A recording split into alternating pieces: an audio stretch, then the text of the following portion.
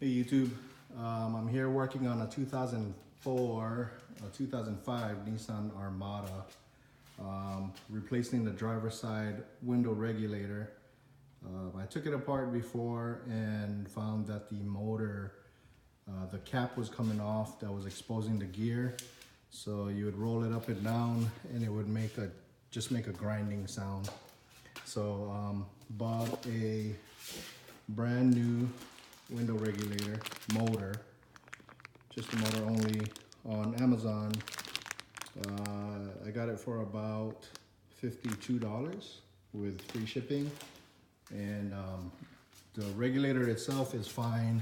This vehicle has about 120,000 miles, so I didn't think it would make sense to purchase a brand new OEM part with a window regulator and everything. But anyways, I got the door panel off, and obviously I got started already. I was having trouble recording, so anyways, just wanted to point out some main points, I guess, to get this door panel off. So this cover here sits on the door handle itself, as you can see. You want to pop this off first, and it's just clips. So it comes right off, and then you got two 10mm bolts that's up here and down here. It's either 10mm or Phillips, as you can see right there. And then next thing you want to do is pop off this cover for this handle. And it sits just like that, right behind the handle. You got one bolt that's exposed with a cap. Again, that's just pulled right off, and then a same 10mm bolt right behind that. As soon as you pop this off, you're gonna have another 10mm bolt that's holding down the handle right here on the inner part. It's all the same, and you have a total of 5 bolts, as you can see. Last thing you want to do, well, last but not least, is pull off the cushion for the armrest. This pops right off. It just has these metal retainers holding it in place. You just pop it right off. I have non-marrying tools, so these right here, it prevents damages and scratches from these plastic handles. It's some are painted. You can see they're fading off, but I just want to minimize the damage on it and have less issues. So you pull that off, and then you got these clips that's holding the door panel in place. That you just pop right off. Some of them will stay. I'll just take that off afterwards and slide it back in place, and then put the door handle back on. So we get to the window regulator, and then you have the bolts that's holding the window guides in place. So what you want to do is, there's this hole right here. You want to roll it down until you see the bolt. Take that off of the guide. It looks exactly like this. You want to pull that off, and then what I did was lift the window back up, just taped it in place. So next I'm going to take this off.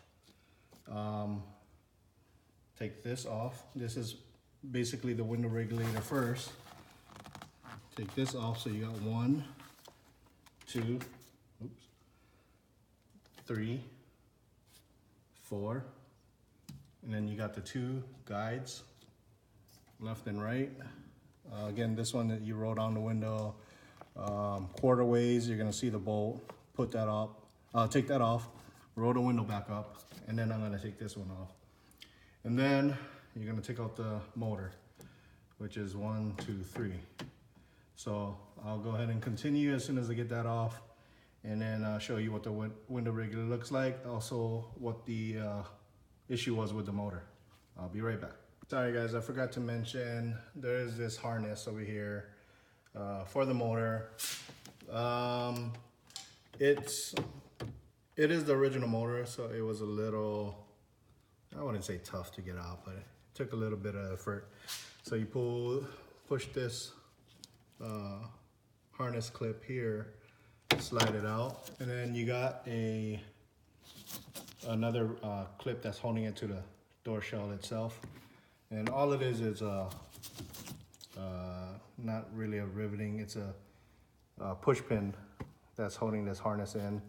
And being that these plastic harnesses are very fragile, what you don't want to force it out by using you know, like a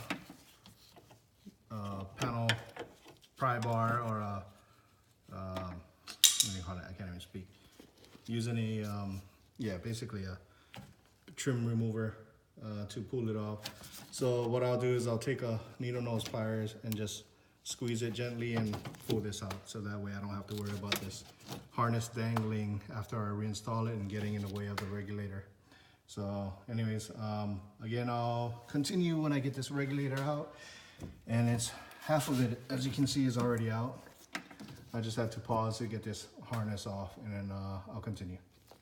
All right guys, so here you have the window regulator, and what was going on, everything seemed fine. The motor was working properly, and the window regulator is fine itself, but this cover here was coming off, and this spins along with the gear, so it was loose and popping off and barely grabbing.